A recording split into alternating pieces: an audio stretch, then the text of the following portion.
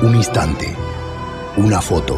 Hemos venido aquí hoy a muchas cosas. Una época de cambios que devienen un cambio de época. A muchas cosas, a caminar, a marchar, a saltar, a cantar. Una frase, un sentimiento colectivo y las ganas de hablar de nosotros en nuestro idioma. Pero entre tantas cosas de las que hoy hemos venido a hacer aquí a Mar del Plata hoy, nuestros problemas, nuestras soluciones, nuestra América adulta y soberana. Y cada uno de nosotros trajo una pala. Un fantasma recorre Europa y el mundo entero. Una pala de enterrador. Un continente que expone a la faz del mundo entero sus conceptos, sus fines, sus aspiraciones. Y una frase que lo resume todo. Porque aquí en Mar del Plata, gritada en el lugar indicado, está la tumba del Alca. En el momento exacto. Vamos a decirlo. Alca, Alca, al carajo. A partir de este momento, Alca, Alca, al carajo. Las fronteras se abren y la patria se agranda. Esto es Al Carajo. Noticias, política y cultura de América. Esto es Al Carajo. Alca, Alca, Alca, al carajo. Alca, Alca, Alca, al carajo.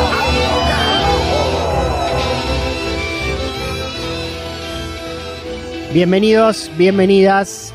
Último programa del año. Cierre del 2024 para Al Carajo. Completando nuestra temporada número 15. Lo vamos a cumplir sin demasiada emotividad de despedida, sino, como siempre, con información y con pensamiento político latinoamericano. Este programa que empieza con la voz de Hugo Chávez y el histórico No al Alca, en la apertura artística editada por el compañero Germán Marcos. En esta oportunidad, desde ese grito, ampliamos este punto de partida editorial a lo que fue la creación del ALBA, la Alianza Bolivariana para los Pueblos de Nuestra América, que en este mes celebra 20 años de su creación. Un 14 de diciembre del año 2004, por parte de los comandantes Fidel Castro Ruz y Hugo Chávez Frías, de nuestra alianza, de nuestra fuerza, el ALBA, que nació como una alianza de gobiernos y de pueblos ante el neoliberalismo y que fue uniendo a gobiernos y pueblos a lo largo y ancho de aquellos años. Y el ALBA ha demostrado una gran capacidad para estar en el centro de la verdad, por el derecho de los pueblos al desarrollo, a la independencia, a la paz, a la democracia, a la libertad, a la soberanía. Las 2 décadas de la fundación del ALBA, de la mano de Chávez y Fidel, como recordaba Nicolás Maduro en este épico discurso, que plasmó en la reciente cumbre del ALBA TCP, que vamos a reseñar en este episodio número 43 del 2024 de Al Carajo. Último del año, reitero, que además va a tener noticias país por país y región por región, como siempre, más cultura, cine, música y literatura, con Mavi Sosa y Palis Carreira Griot, historia, sur-sur, con Juan Francisco Martínez Pería, en un nuevo viaje que propone mostrar, contar y visibilizar las voces de todo nuestro continente.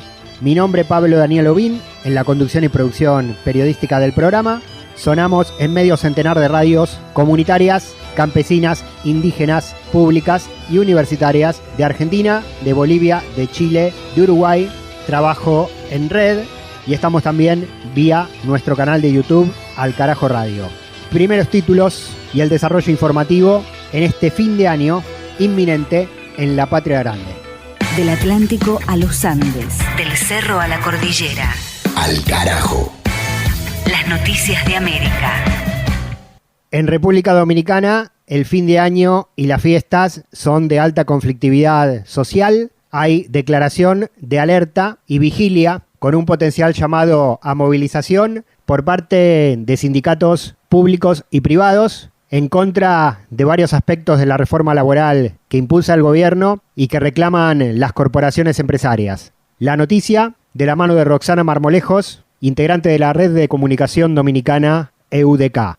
Con el propósito de garantizar que la propuesta de la reforma laboral sea discutida en el Congreso Nacional sin que se toque la cesantía, sindicalistas pondrán en marcha un plan de lucha tan pronto comience el nuevo año, cuando se tiene previsto reanudar los debates en la sede legislativa. Tras asegurar desconfiar de algunos de los legisladores que encabezan la comisión que estudia el proyecto de reforma laboral, líderes del sector sindical se preparan para iniciar una vigilia en el mes de enero. Nosotros decimos que esta vigilia es un primer paso, pero si se intentase desconocer lo que fue pactado, nosotros estamos dispuestos a volver a los años 80 y 90 y convocar todas las huelgas que sean necesarias. Y en este país va a perderse la paz laboral, va a perderse la paz social, que hay que respetar el derecho de los trabajadores. Es una conquista que nosotros vamos a defender a fuego y sangre y en el terreno que sea. Es un sueño irrealizable el que tienen los empresarios, porque nosotros no vamos a discutir lo que es la cesantía. Empleados públicos y privados también criticaron las intenciones de los empresarios. Porque imagínate, yo no trabajo contando cosas de liquidacióncita. Que vengan y me quiten eso entonces. No está por nada. Estoy trabajando para quién, para el diablo, estoy trabajando. Es que uno a veces uno está trabajando pensando en eso y si se la quitan entonces ¿qué nos queda? Pagarle lo que le corresponde a los empleados, la gente que se han fajado y han tenido tanto tiempo trabajando y ellos se le quedan con su dinero. Los senadores que estudian el proyecto informaron que seguirán las labores en torno al tema en enero. Previo a esto, los empresarios sugirieron colocar un límite de 6 años de antigüedad. La propuesta de los empresarios también indica que el pago de las prestaciones laborales sea máximo de 10 salarios mínimos. Desde EUDK en República Dominicana les informó Rosana Marmolejos. Al carajo. Una crónica de la región. En Costa Rica, el ajuste económico que lleva adelante el gobierno del liberal Rodrigo Chávez pone en peligro hasta el agua para el consumo de la población. Organizaciones vecinales y ambientales rechazan el cierre de una planta de saneamiento dispuesto por el Poder Ejecutivo en el marco de esos recortes del gasto público. Informe con los periodistas Joaquín Tapiarenas y Génesis Cruz del colectivo Voces Nuestras desde San José, la capital del país centroamericano. El presidente ejecutivo de Acueductos y Alcantarillados, Juan Manuel Quesada, anunció el cierre de la unidad a partir del 1 de enero de 2025, argumentando la obligación de hacer un uso adecuado de los recursos públicos y que en este momento no hay una justificación que nos permita ampliar el plazo de funcionamiento de esta unidad ejecutora. Se trata del proyecto mediante el cual se conectan las tuberías de las aguas negras de las viviendas del Gran Área Metropolitana, conocida como GAM, a la red de alcantarillado sanitario, y esta se conecta a su vez a los colectores para llevar estas aguas residuales a la planta de tratamiento de los Tajos, donde es tratada antes de verterla a los ríos. El sindicato ha alertado que si no se continúa con el proyecto, van a quedar obras enterradas sin ningún uso y usuarias y usuarios sin poder conectarse al sistema de alcantarillado, además de que continuarán vertiéndose las aguas residuales a los ríos, los tanques sépticos contaminando las aguas subterráneas y las conexiones ilegales al sistema seguirán desbordando por las calles al no tener salida. La diputada del Frente Amplio, Rocío Alfaro, aseguró que ya Costa Rica tiene cloacas a cielo abierto y que no hay ninguna razón para cerrar la unidad ejecutora del programa de agua potable y saneamiento. Para nuestro despacho fue muy preocupante la denuncia que nos llegó del CITRA por lo que implica tanto en salud pública como en términos de la pérdida de la inversión que ya nuestro país ha realizado para el programa de agua potable. Estamos hablando del saneamiento y fundamentalmente de parar esta situación en la cual nuestro país tiene cloacas a cielo abierto, donde todas las aguas negras no reciben un saneamiento adecuado y circulan a lo largo y ancho de nuestro país, porque aunque el problema se genera fundamentalmente en la GAM, pues esos ríos totalmente sucios, totalmente muertos, circulan por todas partes y llegan finalmente a nuestras costas. Nosotros hemos identificado esto como un tema realmente urgente en un país que se precia de ser protector del ambiente, pero pero también en un país que debe de cuidar sus cuencas ante la crisis que hay y ante la evidencia de la falta de agua potable para toda la población. El señor ministro habla de que van a contratar, de que están en proceso de contratación, no sé cuándo, de 600 plazas. Ojalá, pero nada tiene que ver eso con dejar botada una obra tan grande donde se ha hecho tantísima inversión, en donde lo que falta es lo menos, vamos a decirlo así, se ha hecho lo más y se va a dejar de que funcione esta obra por no hacer lo menos, que es la parte de la interconexión. A nosotros nos parece que es una falta de seriedad, pero no podemos continuar con un gobierno que respeta votos constitucionales, convenios internacionales, decretos y leyes de nuestro país sobre el vertido de residuos en las aguas. Creo que todas las comunidades tenemos claro el enorme problema que es y que nuestros ríos ya no son los ríos que antes añoraban los abuelos, sino que son ríos que son cloacas a cielo abierto. El CITRA interpuso un recurso de amparo ante la Sala Constitucional por inoperancia, desidia y debilitamiento en la gestión por parte de la Presidencia Ejecutiva y la Gerencia General en el mandato constitucional de alcantarillado sanitario y saneamiento del país correspondiente a la IA. Este recurso aún se encuentra en trámite. Con información de Fabiola Pomareda del semanario Universidad, esta fue una nota de Joaquín Tapiarenas desde el Centro de Comunicación Voces Nuestras en Costa Rica. Al carajo. Una mirada al sur desde el sur. Y una buena noticia en Chile, cerrando el 2024, que tiene que ver con los pueblos originarios y su reivindicación territorial histórica. Una comunidad indígena de la isla de Chiloé logró la devolución de tierras ancestrales por parte del Estado. Alex Caicedo, cronista de Radio Bueno Nehuen, con la información desde la región en el aire de Al Carajo. Diversos trabajos, proyectos y demandas han ido trabajando durante varios años la comunidad de Huentemó en la comuna de Chonchi, una comunidad indígena que ha estado trabajando dentro de lo que ha sido el proceso de reivindicación territorial y que durante muchos años han estado demandando la devolución de estas tierras al Estado. Así lo dio a conocer el lonco ancestral de esta comunidad, don Jorge Huenumán. Hemos logrado varias cosas a través también de los servicios públicos, del gobierno, la tierra que fue un logro muy grande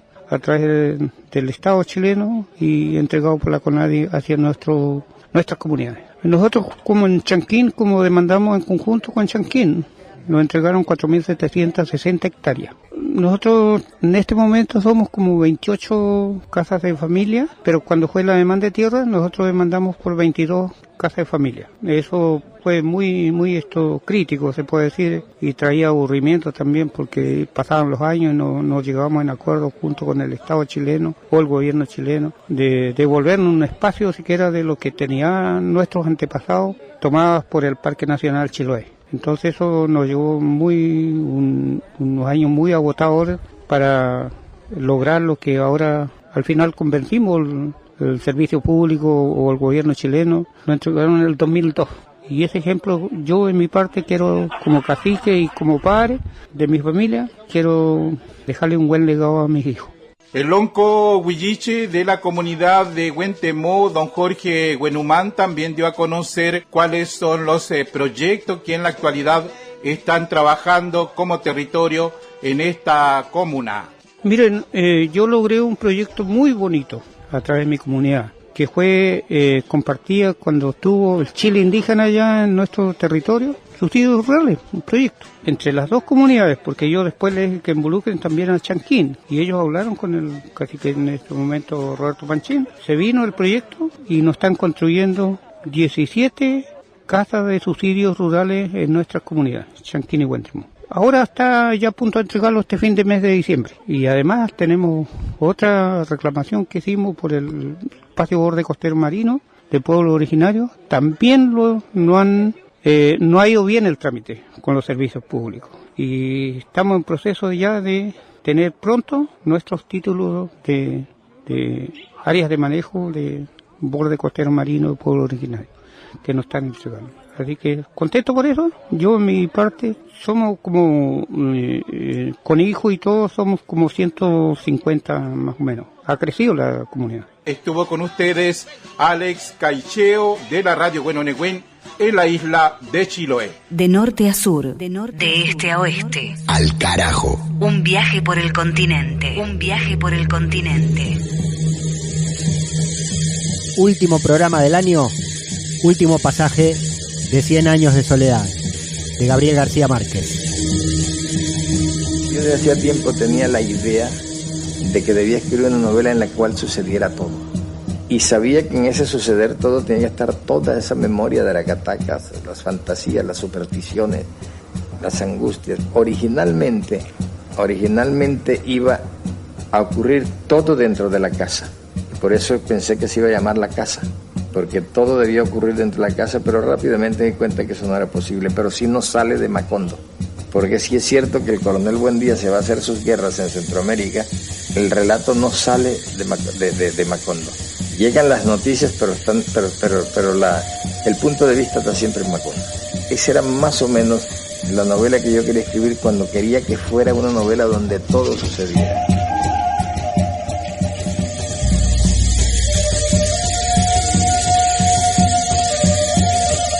Lee Mavi Sosa.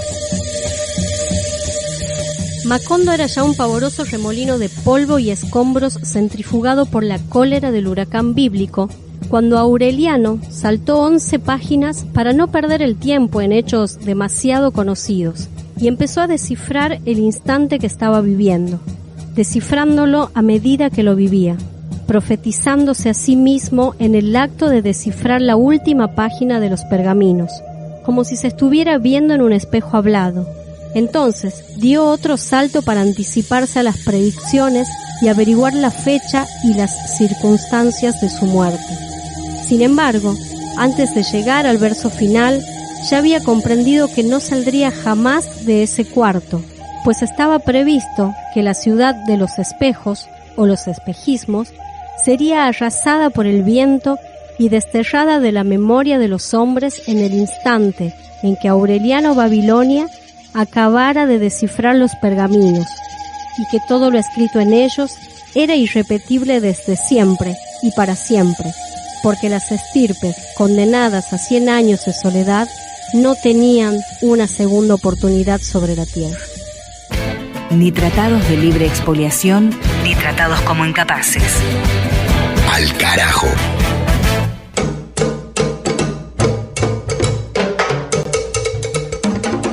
Mes de diciembre, final de año, y nos metemos en la sección de historia de Al Carajo y vamos a tomar a una de las figuras, quizás la más importante que tiene el panorama de la recorrida por la lucha independentista de América, a partir del 17 de diciembre, un aniversario del fallecimiento de Simón Bolívar, nada más y nada menos. Juan Francisco Martínez Pería, nuestro profesor de historia, nuestro docente de cabecera, una vez más en el programa. Juan, ¿cómo te va? Hola Pablo, un gran saludo para vos y toda la audiencia, muy contento de estar nuevamente en el programa. Tenemos que hablar de Bolívar, tenemos que poner a Bolívar en contexto. ¿Me equivoco? Una de las figuras, o la figura más importante de América, junto al general San Martín, por lo menos de aquella época de las independencias y las luchas en nuestro continente contra los imperios europeos.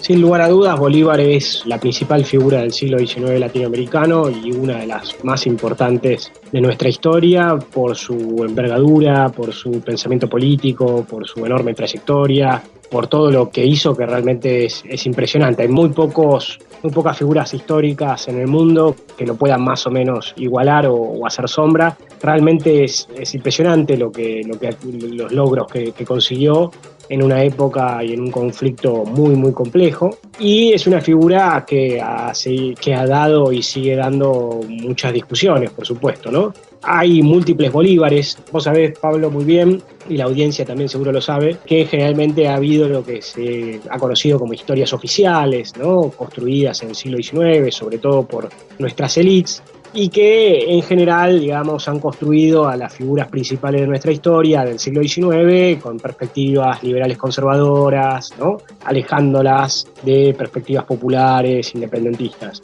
Y eso ha dado lugar después en el siglo XX a muchos debates, ¿no? A recuperaciones de Bolívar, de Artigas, de San Martín, de José Martí, desde otras perspectivas, ¿no? Porque todas estas figuras que fueron revolucionarios en su tiempo, después fueron maquillados, fueron reconvertidos o muchas veces también alejados como figuras totalmente de bronce, ¿no?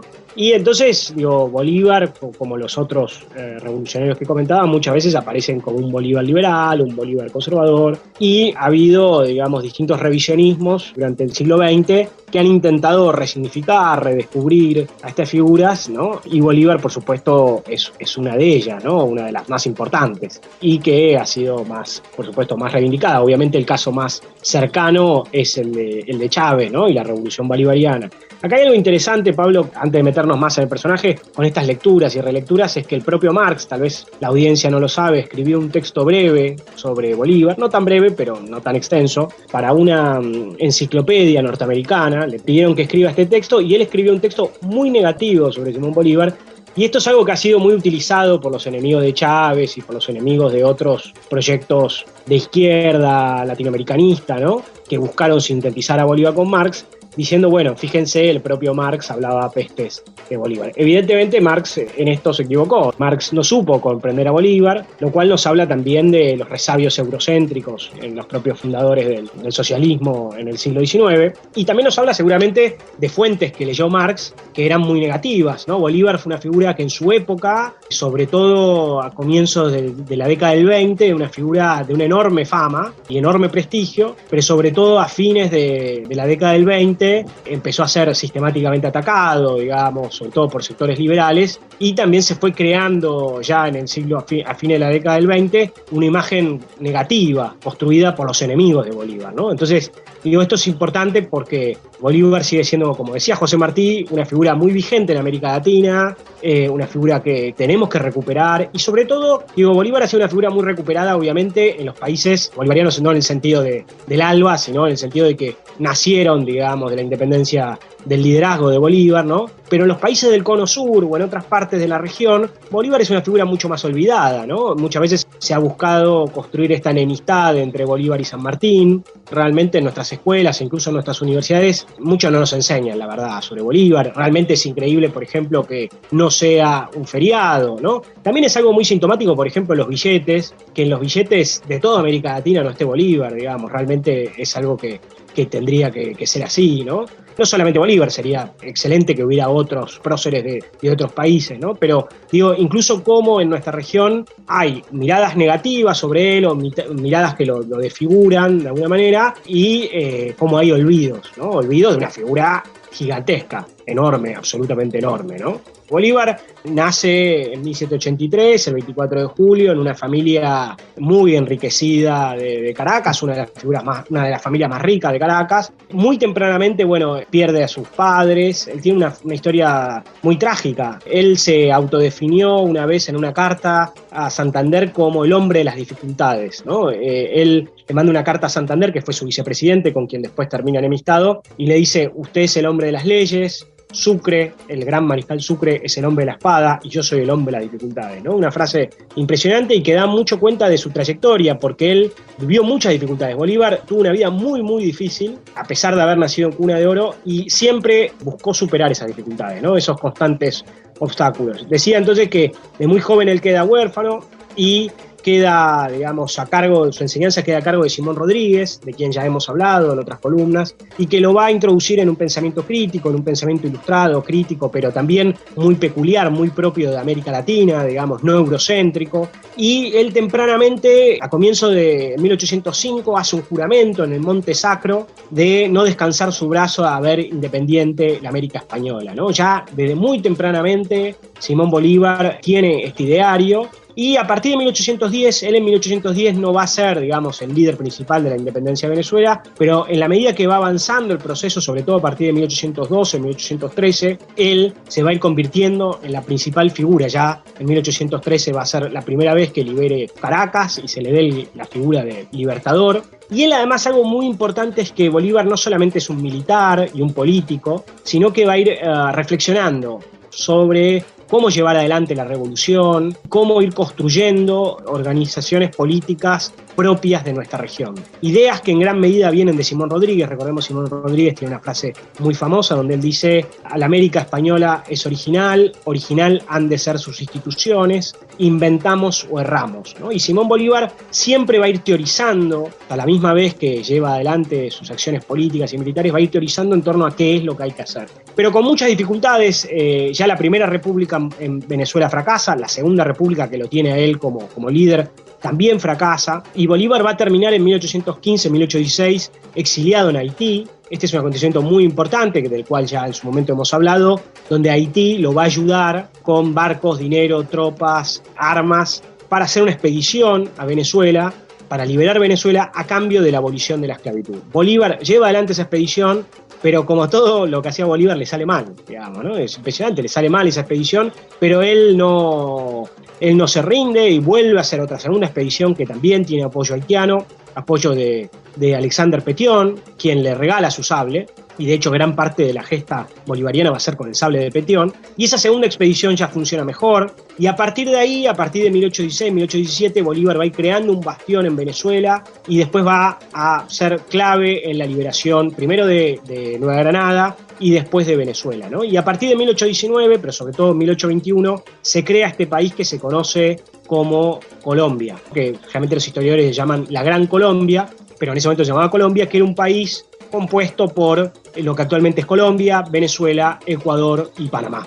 Un gran país del cual Bolívar va a ser presidente, Bolívar va a ser el ideólogo de ese país, digamos, el constructor, y él va a proponer muy tempranamente, hay un texto que hay que leer sí o sí, que es la Carta de Jamaica de 1815, es un texto que él escribe en Jamaica en el momento donde él estaba realmente en una situación muy dramática. En ese texto plantea, cómo se va a ir dando la revolución y cómo hay que hacer la revolución, y sobre todo plantea la idea de unidad regional, ¿no? Él plantea la idea de una gran confederación de estados, y para eso él plantea la necesidad de convocar un congreso en Panamá.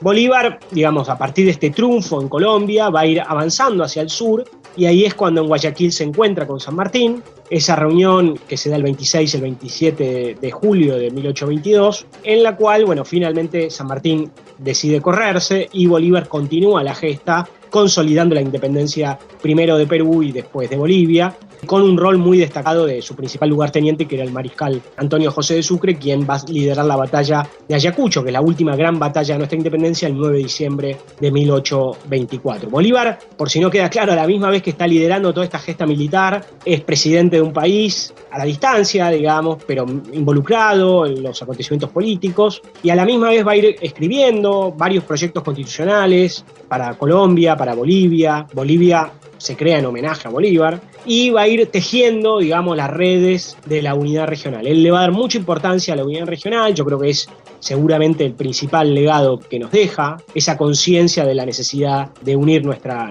región, y esto finalmente se va a llevar adelante el Congreso de Panamá en 1826, pero no de la manera exacta como él quería, porque finalmente se invita a Estados Unidos, él no estaba de acuerdo con la invitación de Estados Unidos. De hecho, Bolívar muy tempranamente advierte que Estados Unidos era un peligro para nuestra región, cosa que Hugo Chávez siempre citaba en sus múltiples discursos, ¿no? Y alocuciones, siempre lo decía correctamente. Y de alguna manera Bolívar toca el cielo con las manos, por decirlo de una forma, a mediados de la década del 20, pero a partir de ahí empieza el declive.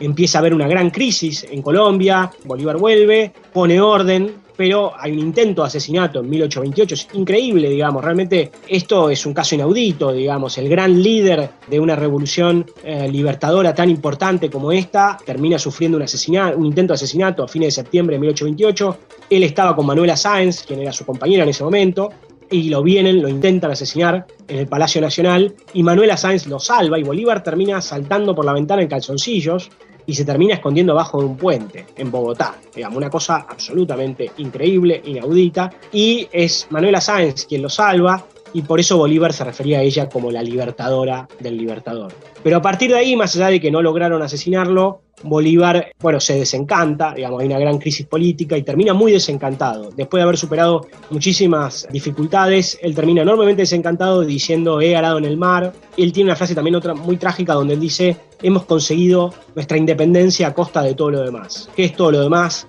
el orden, la unidad, la reconstrucción, un Estado fuerte, una soberanía fuerte. Y él ve, con razón, de alguna manera, que ese proyecto revolucionario estaba siendo traicionado, ¿no? Como muchos posteriormente, que después van a recuperar el legado de Bolívar, van a decir, la revolución quedó trunca y Bolívar fue traicionado. Justamente una de las grandes paradojas es que nuestros grandes próceres de esa época, quienes derrotaron a España, terminaron mal. Quienes impulsaban un proyecto revolucionario con una independencia vigorosa y sobre todo con un proyecto de unidad fuerte de nuestra región, terminan siendo traicionados por élites liberales, conservadoras, que buscaban las pequeñas patrias, ¿no? Y defender sus propios intereses y vincularse sobre todo con el mercado internacional. Esos son los que terminan usufructuando esta revolución y son los que terminan traicionando a nuestros grandes líderes de ese momento. Por eso no es casualidad que San Martín termine en el exilio, que Monteagudo termine asesinado, que Artigas termine en un exilio interno, que Sucre termine asesinado y que Bolívar termine exiliándose, diciendo en América lo único que uno puede hacer es exiliarse. Él renuncia a la presidencia y estaba llevando adelante un camino hacia el exilio y se muere, como decíamos, el 17 de diciembre de 1930 en Santa Marta, totalmente desahuciado, digamos, ¿no? Y por supuesto muy desencantado por el resultado final de esa gesta y obviamente, como decíamos antes, una cosa muy injusta. Y un poco retomando lo anterior, muchos de esas élites terminaron celebrando Bolívar, pero un Bolívar falso, un Bolívar de bronce. Totalmente. Por eso es una batalla abierta, ¿no? Esto está escrito en los libros de historia y revisitado y revisado y discutido por historiadores como vos, Juan Francisco, pero es un proceso que sigue en marcha, ¿no? Que se sigue escribiendo y no pasó hace tantos años tampoco. Nuestra historia americana es muy breve, es un suspiro dentro de la historia del mundo, digo, la que parte desde las independencias, así que Bolívar está acá a la vuelta de la esquina. Indudablemente. En América Latina la historia no cierra nunca. En general las historias nunca cierran, pero en América Latina, como las heridas están tan abiertas, las historias no cierran y de alguna manera se repiten como una suerte de espiral. No totalmente, no estoy diciendo que se repitan como farsa, sino que de alguna manera siempre uno tiene que recuperar este pasado porque las luchas tienen mucha vigencia, digamos. Estas ideas, estas demandas tienen enorme vigencia. Obviamente no exactamente de la misma forma, pero como vos decías, tampoco 200 años es tanto tiempo, primero principal, y segundo, que los problemas siguen siendo en un punto muy similares. Y por eso, bueno, en América Latina hay una conciencia histórica importante, la conciencia histórica es clave para una conciencia nacional latinoamericana, y procesos como la Revolución Bolivariana fueron capaces de recuperar, digamos, lo mejor de ese proceso y lo mejor de Simón Bolívar y otras figuras como Miranda, Simón Rodríguez, y yo creo que eso es muy necesario para avanzar hacia el futuro, ¿no? Juan, este fue nuestro último contacto del año, así que aprovechamos para saludarte y agradecerte todas estas vueltas que dimos por la historia de América Latina en esta temporada, que fue muy enriquecedora. Vos bien dijiste recién, la historia se sigue escribiendo y tenemos que conocerla para no repetirla o para profundizarla. Sin duda, Pablo. Yo creo en eso, creo que es muy importante tener una conciencia histórica y creo que nuestro pueblo, como decía antes, la tiene. Por eso todos los líderes populares han sido perseguidos, asesinados, pero son inmortales, ¿no? Se han sembrado y siguen teniendo enorme vigencia. Así que bueno, hemos hecho lo que hemos podido, un modesto aporte desde acá, de nuestra columna. Te agradezco muchísimo la posibilidad de participar del programa, le agradezco mucho a toda la audiencia que nos ha seguido. Y bueno, esperemos estar el año que viene, por supuesto. Por supuesto, nos estamos reencontrando. Un gran abrazo. Gran abrazo, Pablo, nos estamos viendo. Al carajo. Al carajo. Identidad, música y cultura de América Rebelde.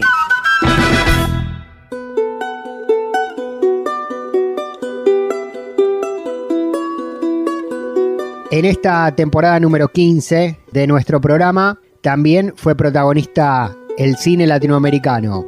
Algunas de las películas que recomendó y revisitó nuestra compañera Paloma Carreira Griot durante este 2024 fueron Los Lobos de México, Invasión Drag de Perú, Restos del Mar de Bolivia, Los Reyes del Mundo de Colombia, Belmonte de Uruguay, Aquarius de Brasil, Una Mujer Fantástica de Chile, Tengo Sueños Eléctricos, película costarricense, Alba, producida en Ecuador, Las Herederas de Paraguay, Emma de Chile, Cocoloco de México, Memoria de Colombia, Los Dueños de Argentina, El Tigre y el Venado de El Salvador, Huayna y Pacha, documental peruano, Ovillo de Lana de Brasil, la saga Lotomán de República Dominicana, Mal de Amores de Puerto Rico, Havana Station de Cuba, El olor de tu ausencia de Bolivia, Los colores de la montaña de Colombia, Nostalgias de la luz de Chile, Chabuca de Perú, Soy paraguayo de Paraguay, Los olvidados de Uruguay, La Yuma, película nicaragüense, Kilómetro 72 de Venezuela, Memorias colectivas, documental sobre la historia del movimiento de diversidad sexual de Bolivia, entre otras tantas, que nos permitieron contar historias a lo largo y a lo ancho del continente. Para este último episodio del 2024 de Al Carajo, elegimos una producción muy especial que tiene que ver con el movimiento de derechos humanos de nuestra América Latina. Paloma Palis Carreira Griot, presente para este último viaje cinéfilo del año. Hola Paloma. Hola Pablo, compañero. En esta oportunidad el cine nos lleva al documental Norita, documental argentino. In Argentina, the military was trained to intervene in political life, but then this coup was different. Este documental está dirigido por Jason McNamara y Andrea Tortonese. Fue estrenado en el 2024 y en Argentina y en todo el mundo conocemos el nombre de Nora Cortiñas, una ama de casa a la que le cambió la vida cuando la dictadura militar argentina del 76 al 82 secuestró a su hijo Gustavo junto a miles de otros jóvenes, y Norita decidió salir a la calle en el 77 junto con otras madres de desaparecidos a crear el movimiento Madres de Plaza de Mayo y ser representante de miles de luchas argentinas. Tengo uno de mis hijos desaparecido desde el 15 de abril de 1977. Miren qué triste, todos desaparecidos con vida porque así se los llevaron. En Norita, este documental, nos vamos a encontrar con el retrato de la vida e historia de Norita junto a su testimonio, que no solo conoceremos de primera mano su historia, sino también que aprovecharán para repasar los hechos que sucedieron en la dictadura militar argentina y toda la búsqueda de justicia. Era el intercambio ese, sí, me llevaron mi hija, me llevaron mi hijo. El pueblo dice que es mentira que existen desaparecidos y que el gobierno lógicamente niega. Yo no estaba preparada para esto, ninguna madre. Se va a sumar también los testimonios de otras figuras importantes, incluida Ana María Careaga, detenida desaparecida a los 16 años, que sufrió la tortura en un centro clandestino de detención y que luego fue liberada. También escucharemos a Nora Strecklich, sobreviviente de la dictadura y activista, y también a Antonia Canizo, que fue compañera de militancia de Gustavo, el hijo de Norita, y que se ha vuelto una historiadora. Norita is an indispensable figure in our political arena. She doesn't allow for a movement to be stagnant. De la larga y amplia vida de Norita en este documental, la realidad es que veremos solo un recorte de su larga pelea para llevarlo a los militares genocidas a la justicia, de su rol en los organismos de derechos humanos y cómo se transformó en una referente para una nueva generación de mujeres que luchan. Pero fui tomando conciencia a medida que salía a la calle. La ley será ley. Norita, este documental argentino de Jason McNamara y Andrea Tortonese, es un documental muy lindo, muy dulce sobre la historia de Norita, la historia de su lucha y la búsqueda de su hijo Gustavo. Se las recomendamos para verla si la encuentran por ahí, porque de verdad vale la pena conocer mucho más de la historia de Norita. Un compromiso interior que no lo puedo dejar, porque hay que seguir luchando. La última columna de cine latinoamericano de Paloma Carreira Griot de esta temporada 2024 de Al Carajo. Para los oyentes y las oyentes de toda América Latina, para seguir las proyecciones en cada uno de los países de Norita, el recomendado documental, lo pueden hacer en la página de Instagram Norita Film. Allí toda la información, el recorrido de la película, que está dispuesta a proyectarse en los espacios culturales, encuentros políticos, cines, festivales y todos los lugares para seguir contando esta historia. Las luchas políticas, las luchas sociales de la región tienen su lugar. Al Carajo.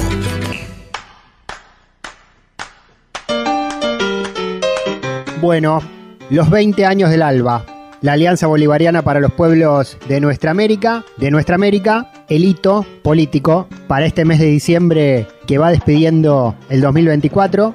el bloque creado por Fidel Castro y Hugo Chávez en el año 2004 como un espacio de autonomía alternativo a la OEA, la Organización de Estados Americanos dominada por Estados Unidos, y como herramienta de integración política, económica y cultural de las naciones del sur global. Actualmente, la Alianza Bolivariana para Nuestra América está conformada por Venezuela, Cuba, Bolivia, Nicaragua y los países caribeños de Dominica, Antigua y Barbuda, San Vicente y las Granadinas, San Cristóbal y Nieves, Granada y Santa Lucía.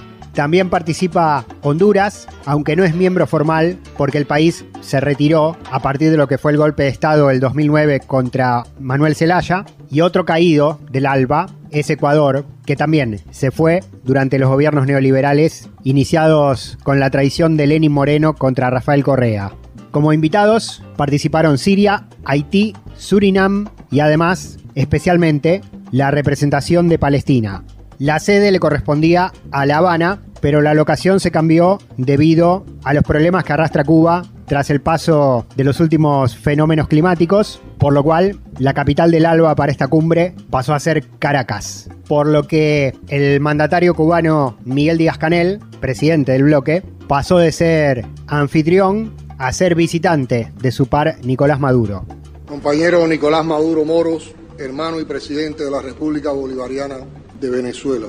Querido Nicolás, siempre es grato y emocionante estar en tu amada Caracas y en la tierra de Chávez, comandante eterno en el corazón de los pueblos latinoamericanos. Ya han pasado 20 años desde la memorable tarde-noche del 14 de diciembre de 2004 en La Habana, cuando Fidel y Chávez sellaron con un abrazo el nacimiento del ALBA, proceso emancipador que el tiempo ha ido transformando en abrazo de nuestros pueblos. El camino no ha sido fácil. La férrea voluntad de cada uno de nosotros de ver avanzar al ALBA TCP fue lo que permitió que la alianza se consolidara en un proceso de integración inclusivo que se distingue por la coordinación de acciones para hacerle frente a los peligros comunes, por poner siempre en el centro de las decisiones el bienestar, el desarrollo y la prosperidad de los pueblos. Miguel Díaz-Canel, el presidente de Cuba, en la cumbre del ALBA TCP, la Alianza Bolivariana para Nuestra América, Tratado de Comercio para los Pueblos, uno de los puntos del documento final de este foro fue, una vez más, el rechazo al bloqueo político, económico y cultural impuesto unilateralmente por Estados Unidos contra Cuba desde hace tantas décadas. Nombramos también al gobierno de Honduras, que no es miembro pleno del ALBA por decisión coyuntural de gobiernos de derecha, pero que a partir de la llegada al poder del Partido Libre, Libertad y Refundación, con la presidenta Xiomara Castro, volvió a participar y está en el proceso de volver a incorporarse formalmente. Por este país estuvo su vicecanciller, Gerardo Torres Zelaya, y justamente destacó el apoyo del ALBA en aquellos momentos de interrupción democrática en Honduras, cuando se produjo el golpe de Estado contra el por entonces presidente Manuel Zelaya, reconociendo en el ALBA también una herramienta por la lucha en defensa de las democracias de la región. Aprovechando esta tribuna, quiero agradecer que ALBA nunca dejó de apoyar a Honduras, que los gobiernos de la Alternativa Bolivariana nunca dejaron de apoyar a mi país, que nosotros y nosotras, bajo la guía del presidente Manuel Zelaya y de aquel entonces primera dama y hoy presidente de la República, Iris Xiomara, nos fuimos a la calle con Xiomara Castro y resistimos durante 12 años y 7 meses a la oprobiosa narcodictadura y retomamos el lugar al frente del gobierno de Honduras. Quiero saludar también, presidente Maduro, a todos los movimientos sociales que nos acompañan. Honduras siempre fue parte, presidente Nicolás, de estas cumbres. Nos sentábamos ahí con los compañeros y las compañeras y el llamado es a seguir luchando, a seguir resistiendo para que cada pueblo de América Latina también reclame propiamente su lugar en esta mesa, tarde o temprano. El deseo de ampliación del bloque del ALBA con el regreso y la incorporación de más países de América Latina y el Caribe, expresado por el gobierno de Honduras, en la cumbre realizada en Caracas, en el marco de los 20 años de la creación de la Alianza Bolivariana para Nuestra América, que inevitablemente recuerda a sus fundadores Fidel Castro Ruz y Hugo Chávez Frías. Una gran manera de recordarlos y de devolverle sentido al ALBA en este 20º aniversario fue la invitación y la convocatoria a Palestina a sumarse en el medio del exterminio que se está realizando contra su pueblo a manos del ejército de Israel bajo el amparo de su aliado Estados Unidos. Nicolás Maduro, anfitrión de la cumbre, presidente de Venezuela, formaliza la entrada de Palestina al ALBA y también convoca a Palestina y a todos los países al próximo encuentro de movimientos sociales del ALBA, que se va a realizar el próximo 10 de enero del 2025.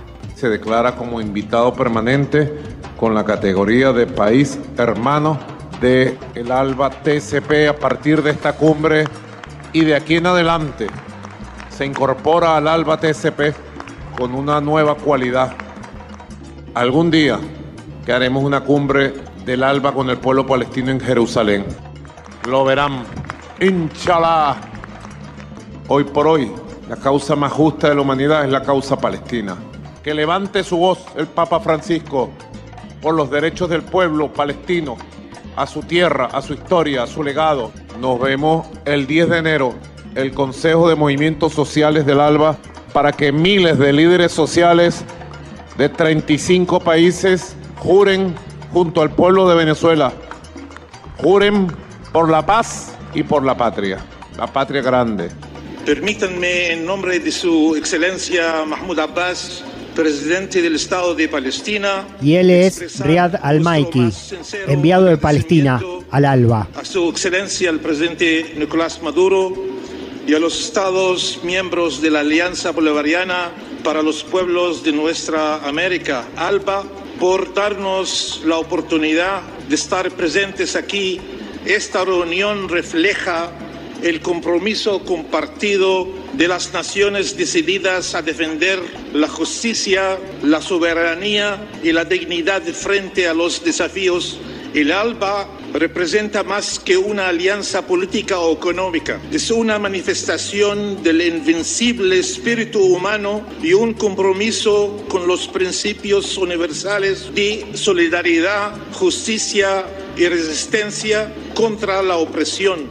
La presencia y la voz de Palestina en la cumbre del ALBA en Venezuela, rompiendo el aislamiento y el silenciamiento que pesa sobre este pueblo, que denuncia el genocidio por parte de Israel en contra de civiles, niños, niñas, mujeres, ancianos, en los permanentes bombardeos e incursiones militares que realizan las fuerzas de Netanyahu sobre la Franja de Gaza y las demás regiones en las que está disgregado el sueño del Estado palestino. Riad Al-Malki, el enviado de Palestina en la cumbre de la Alianza Bolivariana para Nuestra América, con su denuncia internacional. Durante más de 7 décadas, nuestro pueblo ha resistido el despojo, la ocupación colonial y sus políticas de apartheid, y los incesantes intentos de borrar su identidad y existencia. Los paralelismos entre nuestras historias son innegables. Así como las naciones del ALBA lucharon por su soberanía y dignidad,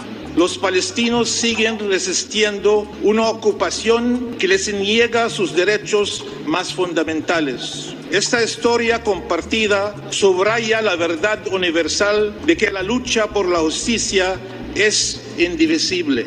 El fracaso de la comunidad internacional a la hora de actuar con decisión contra las violaciones del derecho internacional por parte de Israel. La catástrofe humanitaria en Gaza no es casual, es la consecuencia directa del bloqueo y la ocupación ilegal de Israel. La mayoría de ellos, mujeres y niños, han sido asesinados en las recientes agresiones. Se ha destruido infraestructura crítica y más del 85% de Gaza ha quedado inhabitable. Los ataques deliberados contra civiles, la negación de ayuda humanitaria y el uso indiscriminado de la fuerza constituyen crímenes de lesa humanidad y crímenes de guerra en virtud del Estatuto de Roma de la Corte Penal Internacional. La difícil situación humanitaria de Gaza no es simplemente un síntoma de un conflicto más amplio, es un intento directo de aniquilar al pueblo palestino ante la mirada del mundo.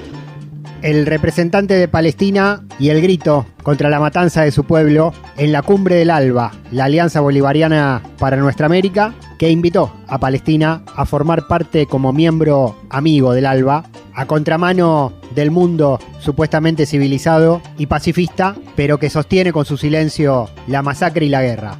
En esta cumbre, 20º aniversario de la creación del ALBA, de la mano de Chávez y Fidel, estuvieron Nicolás Maduro, presidente de Venezuela, Miguel Díaz-Canel, presidente de Cuba, Daniel Ortega, presidente de Nicaragua, Luis Arce, presidente de Bolivia, más mandatarios y representantes de los países del Caribe, integrantes del espacio, más Honduras, más Siria, más Surinam, más Haití, y a quien recién escuchamos, rompiendo el cerco del silencio ante el genocidio, Riad Al-Maliki, enviado especial del gobierno de Palestina a América Latina y el Caribe.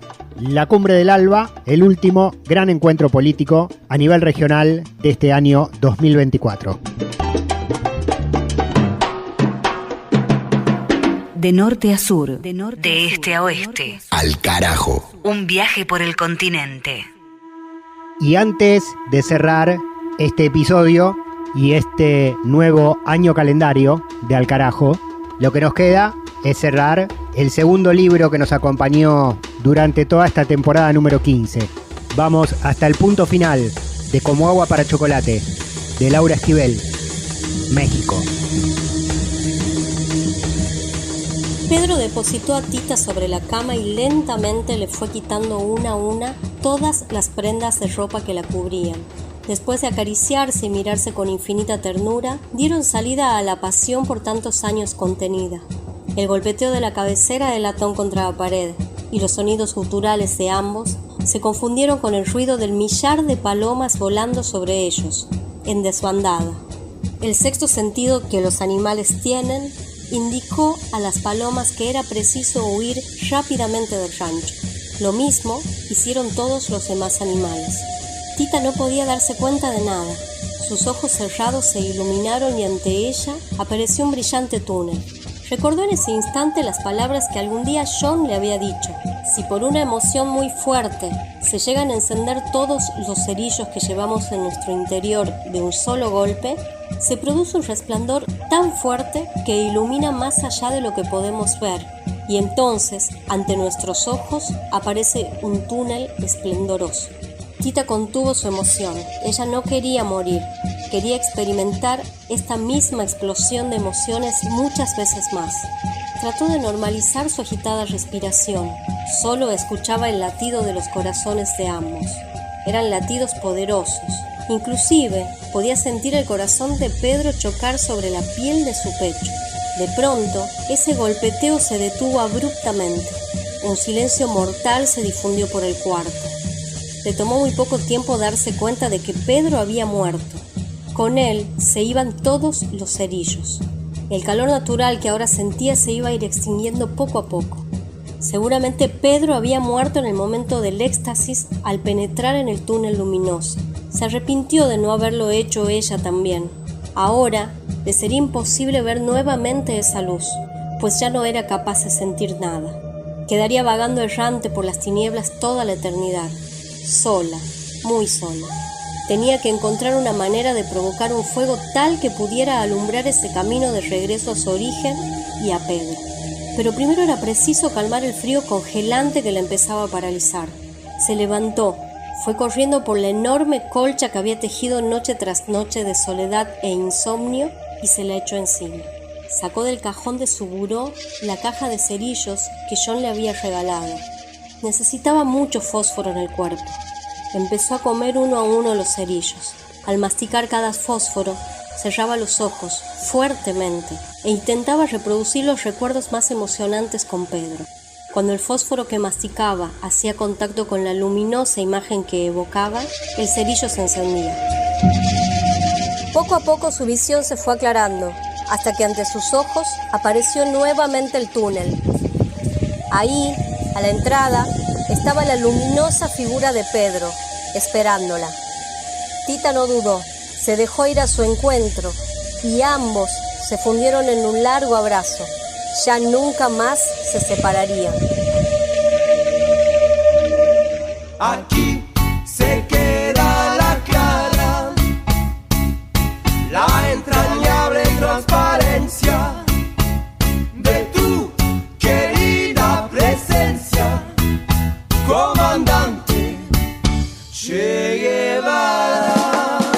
Mavi Sosa estuvo a cargo de las lecturas durante toda esta temporada. Un año más en Al Carajo con la literatura latinoamericana y ya eligiendo el libro que nos va a acompañar en nuestra temporada número 16 que vamos a iniciar formalmente en el 2025, después de las fiestas y los reparos correspondientes.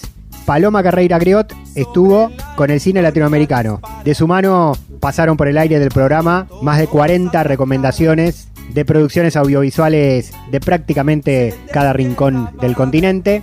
Palis vuelve con el cine también en el 2025.